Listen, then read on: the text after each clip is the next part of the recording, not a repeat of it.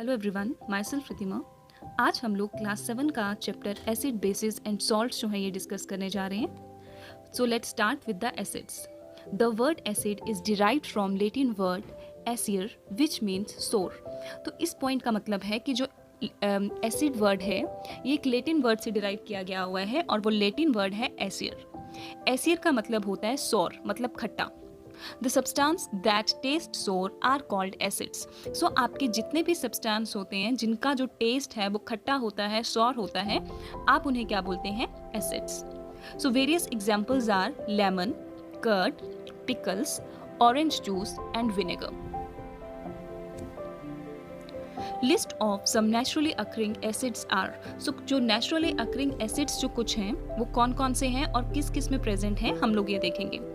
Acetic acid जो है ये हमारा प्रेजेंट होता है विनेगर में। Malic acid is present in apple. Oxalic acid is present in spinach. Ascorbic acid is present in amla. Citric acid is present in citrus fruit. Citrus fruits मतलब खट्टे fruits जैसे कि lemon, orange. Tartaric acid is present in grapes and tamarind. Tamarind मतलब इमली.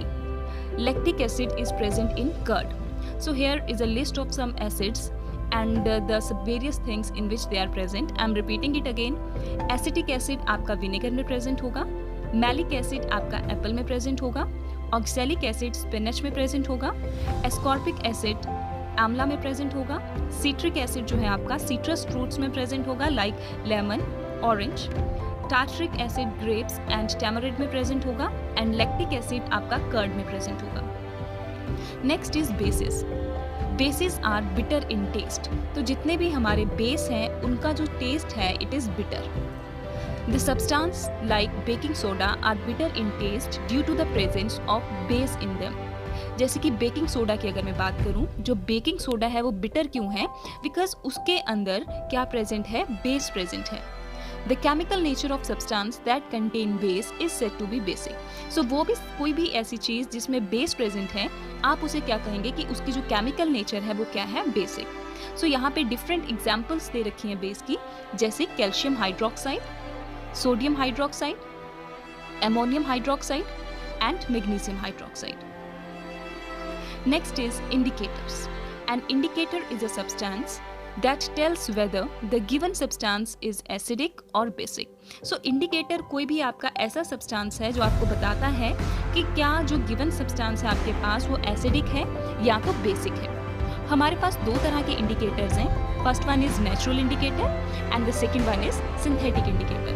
So indicator एक ऐसी चीज़ है जो आपको बताती है कि whether the given solution is acidic or basic. और जो आपके इंडिकेटर्स हैं ये दो तरह के हैं. पहला नेचुरल इंडिकेटर और दूसरा सिंथेटिक इंडिकेटर. सो अब हम लोग डिस्कस करेंगे नेचुरल और सिंथेटिक इंडिकेटर्स के बारे में. सबसे पहले हम लोग डिस्कस करेंगे natural indicators. The indicators that are obtained from the nature are called natural indicators.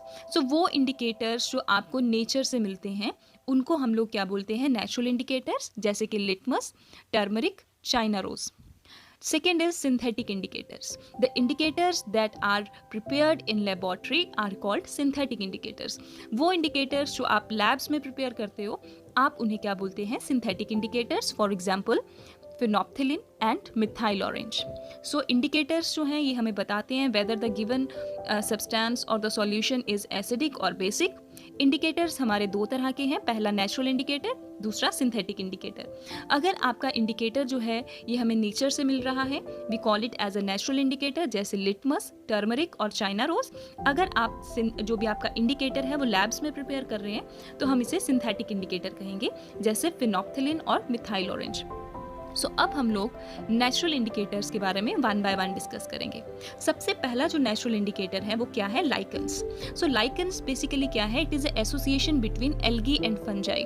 So association between algae and fungi you call it as a lichens. So lichens क्या है? एक एसोसिएशन है एल्गी और fungi के बीच में. इस association में क्या होता है? एल्गी और फंजाई दोनों एक साथ रहती हैं और दोनों एक दूसरे को क्या प्रोवाइड करती हैं? बेनिफिट प्रोवाइड करती हैं. It is a symbiotic association. तो सिम्बायोटिक एसोसिएशन एक ऐसी एसोसिएशन है जिसमें दो ऑर्गेनिजम्स एक साथ रहते हैं और एक दूसरे को वो क्या प्रोवाइड करते हैं, बेनिफिट प्रोवाइड करते हैं। Second point is the most commonly used natural indicator litmus is extracted from lichens. तो जो आपका बहुत ज़्यादा आप नेचुरल इंडिकेटर यूज़ करते हो जो, वो कौन सा है, लिटमस। और ये लिटमस जो है ये किससे लिया जाता है, किससे एक्सट्रैक्ट किया जाता है, it is extracted from the lichens. Point number 3, litmus is available in form of solution or paper strips of two color blue and red। so जो आपको litmus है वो आपको solution की फॉर्म में भी मिल जाएगा और पेपर स्ट्रिप की भी फॉर्म में मिल जाएगा, और वो दो कलर्स में मिलेगा, एक ब्लू कलर में और एक रेड कलर में। सो हम लोग जो ज़्यादातर हम लोग जो यूज़ करते हैं, हम लोग पेपर स्ट्रिप्स जो है, लिटमस पेपर स्ट्रिप्स जो हैं वो यूज़ करते हैं। Next is what happen to the colour of litmus in acidic and basic solution. So अगर आप लिटमस को एसिडिक या बेसिक सॉल्यूशन में डालोगे तो क्या होगा। First is in acidic solution blue litmus paper turns red. कि एसिडिक सॉल्यूशन में क्या होगा, जो आपका ब्लू लिटमस पेपर है वो रेड कलर में चेंज हो जाएगा, वेयर एज जो रेड है वो रेड ही रहेगा। Second point is red litmus paper turns blue when dipped in basic solution। so basic solution में आपका क्या होता है, basic solution में आपका red litmus चेंज हो जाएगा blue में, और basic solution में जो blue litmus है उसका कलर blue ही रहेगा। Now अगर हम लोग लिटमस पेपर को डिस्टिल्ड वाटर में डालते हैं तो वो कौन सा कलर देगा, पर्पल कलर देगा। सो यहाँ पे नेक्स्ट एक डायग्राम है। सो जब हम लोग ब्लू लिटमस को एसिड में डालेंगे तो उसका कलर क्या हो जाएगा, रेड। सो सेकेंड जो है फिगर इसमें बता रखा है, जब रेड लिटमस को बेस में डालेंगे तो उसका कलर क्या हो जाएगा, blue. So when red litmus is dipped in base, its colour changes into the blue. Next natural indicator is turmeric. Turmeric को हम लोग नॉर्मली अपने घर पे भी यूज करते हैं। टर्मरिक को नॉर्मली हम लोग हिंदी में हम लोग इसे हल्दी कहते हैं। सो जो टर्मरिक है, its colour is yellow. Turmeric is of yellow colour. It turns red when dipped in basic solution. So जो हल्दी है आपकी, इसका येलो कलर है, और जब आप इसको किसी भी बेसिक सॉल्यूशन में डिप करोगे उसका कलर जो है वो रेड हो जाएगा। और एसिड सॉल्यूशन में हल्दी का कलर चेंज नहीं होगा, वो येलो ही रहेगा। So next here is a question, why turmeric stain turns red when washed with detergent. तो कई बार हमने देखा है कि कई बार क्या होता है, हमारे जो क्लोथ्स हैं अगर उनके ऊपर कहीं सब्जी वगैरह गिर जाए तो जब हम लोग उसके ऊपर सोप जो है अप्लाई करते हैं तो वो जो येलो कलर का स्टेन है पहले वो रेड में चेंज होता है। सो यहाँ पे क्वेश्चन में यही पूछा है कि जो टर्मरिक स्टेन है जब आप उसे डिटर्जेंट से वॉश करते हो तो वो रेड में क्यों चेंज हो जाता है, वो रेड कलर में क्यों चेंज हो जाता है। Answer is because detergents are basic in nature. Since जो डिटर्जेंट है वो क्या है, बेसिक है, इसीलिए जब हम लोग टर्मरिक पे डिटर्जेंट्स अप्लाई करते हैं तो उसका जो कलर है वो क्या हो जाता है, रेड। और हमें पता है जो टर्मरिक है जब भी हम इसे बेसिक सॉल्यूशन में डिप करेंगे तो इसका कलर क्या हो जाएगा, रेड। तो यहाँ पे आप देख सकते हैं, इधर फिगर में मैंने एक व्हाइट क्लॉथ लिया है, जब मैंने इसके ऊपर ये येलो कलर की टर्मरिक के ऊपर डिटर्जेंट अप्लाई किया तो उसका जो कलर है वो क्या हो गया, यहाँ पे आप देख सकते हो इसका कलर जो है वो रेड हो गया है। सो जो डिटर्जेंट्स की एप्लीकेशन पे टर्मरिक का कलर जो है वो रेड इसीलिए हो जाता है बिकॉज जो आपके डिटर्जेंट्स हैं they are basic in nature.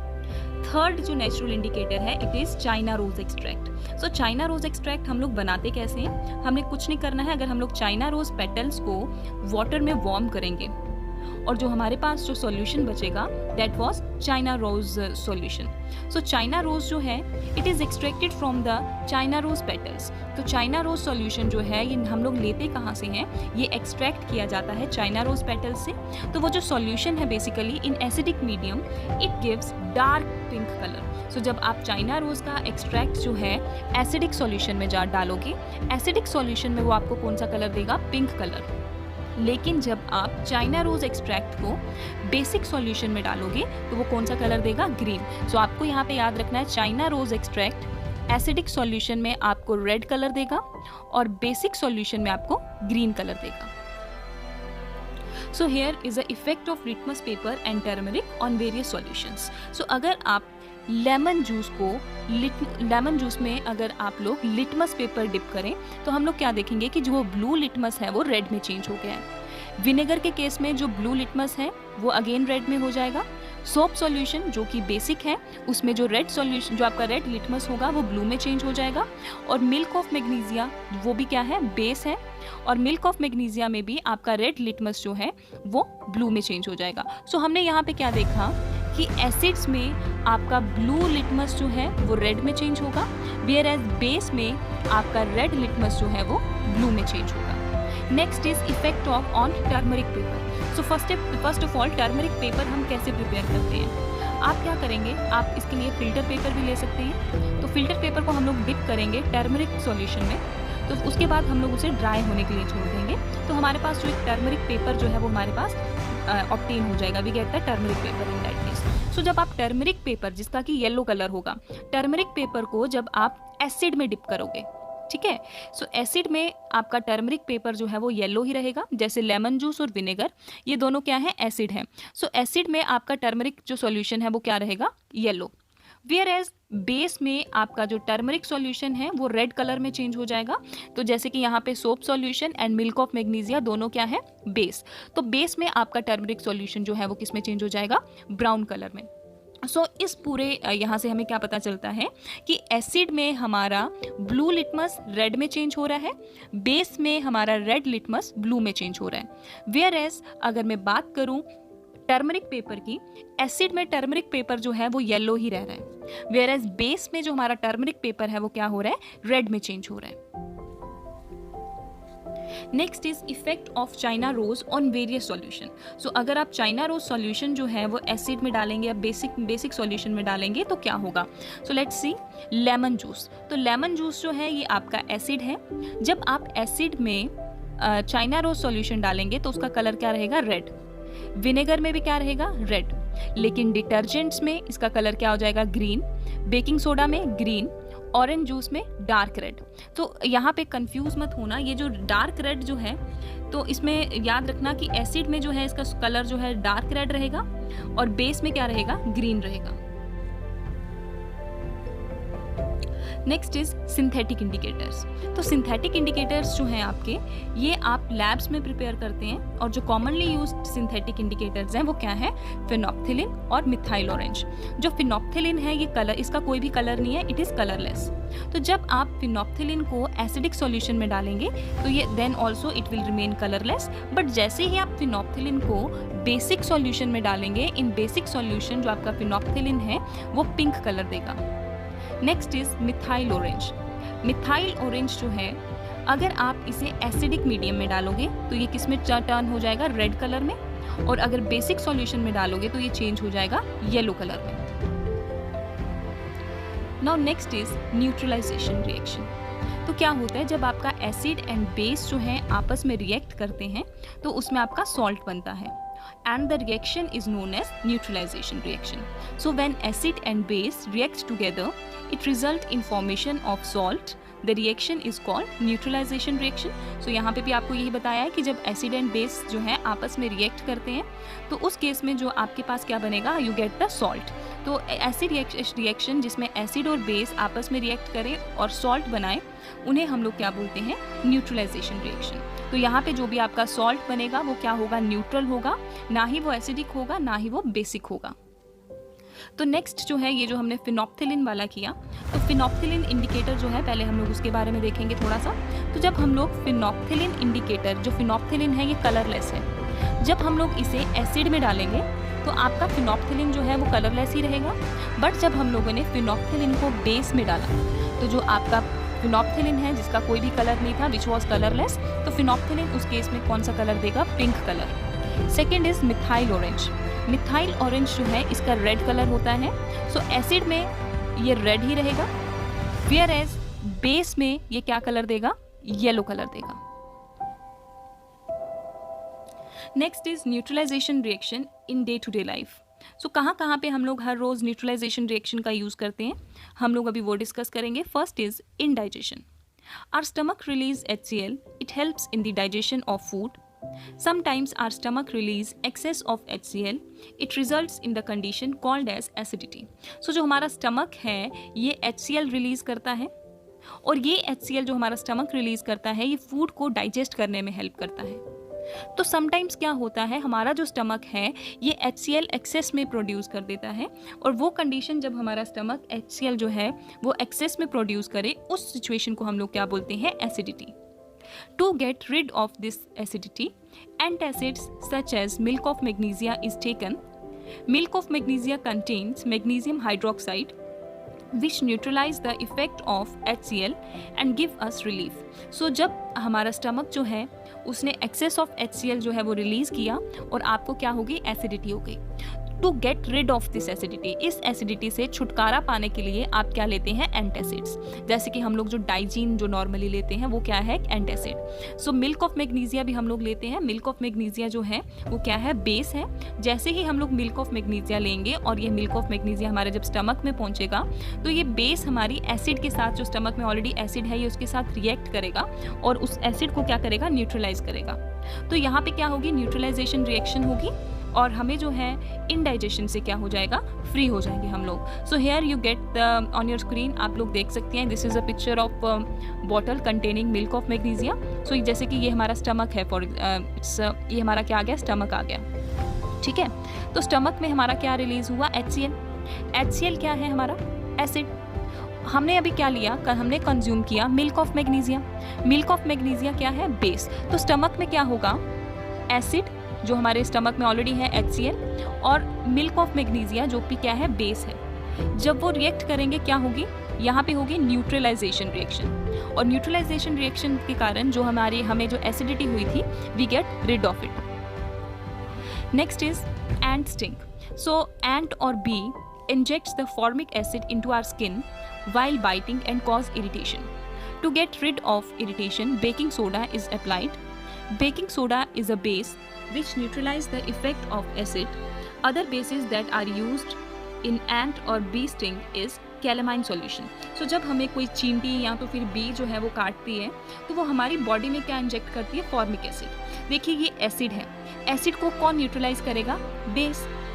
तो एंट स्टिंग, जो एंट ने हमें काटा तो हमारी बॉडी में क्या गया, फॉर्मिक एसिड। जहाँ पे भी हमें काटा हो वहाँ पे हमें क्या, थोड़ी सी जलन जो है वो फील होती है, इरिटेशन फील होती है। उस इरिटेशन को ठीक करने के लिए जिस भी जगह पे हमें एंट ने काटा होगा हम वहाँ पे बेस अप्लाई करेंगे और यहाँ पे क्या होगी, न्यूट्रलाइजेशन रिएक्शन होगी and we get the rid of irritation.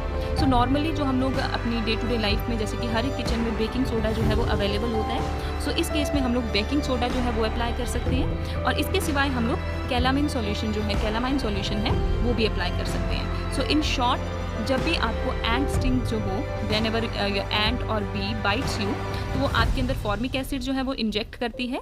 In that case आपको क्या अप्लाई करना है, बेस। तो बेस जो है, कौन कौन सा आप बेस अप्लाई कर सकते हैं, you can apply the baking soda and calamine solution. Next is soil treatment. देखिए, due to excessive use of fertilizers the soil will either become too acidic और टू बेसिक। देखिए आज की डेट में बेटा जितना भी हमारा जो एग्रीकल्चर है, it is dependent on fertilisers. For our crop production increase करने के चक्कर में हम लोगों ने क्या किया है, जो फर्टिलाइजर्स हैं हम लोग बहुत ज़्यादा यूज़ कर रहे हैं ना। जब हम लोग फर्टिलाइजर्स को एक्सेस में यूज़ करेंगे उस केस में क्या होगा, जो हमारी सॉइल है या तो वो एसिडिक हो जाएगी या तो वो क्या हो जाएगी, बहुत ज़्यादा बेसिक हो जाएगी। इन केस अगर आपकी सॉइल जो है वो एसिडिक हो जाती है तो एसिडिक सॉइल को हम लोग ट्रीट करेंगे स्लेक लाइम के साथ या क्विक लाइम के साथ। और ये जो स्लेक लाइम है और क्विक लाइम जो है ये बेसिकली क्या है, बेसिक नेचर के हैं, ये क्या है, बेस है। सो एसिडिक सॉइल को हम लोग बेस के साथ ट्रीट करते हैं और जो हमारी बेसिक सॉइल है उसको हम लोग एसिड के साथ ट्रीट करेंगे। सो बेसिक, अगर आपकी सॉइल जो है वो बेसिक है उस केस में हम लोग वहाँ पे ऑर्गेनिक मैटर जो है वो फेंकेंगे। सो ऑर्गेनिक मैटर क्या करेगा, एसिड रिलीज करेगा, जिसके कारण न्यूट्रलाइजेशन रिएक्शन होगी। सो इन शॉर्ट हम लोग ये कह सकते हैं कि जो अगर हमारी जो सॉइल है बहुत ज़्यादा एसिडिक है तो हम उसे बेस के साथ ट्रीट करेंगे। कौन कौन सा बेस हम लोग यूज़ कर सकते हैं, हम लोग स्लेक लाइम और क्विक लाइम यूज़ कर सकते हैं। अगर हमारी सॉइल जो है वो बेसिक है हम उसे एसिड के साथ ट्रीट करेंगे, जैसे कि organic matter. So this is all about acids and base. Thanks for watching and please do subscribe.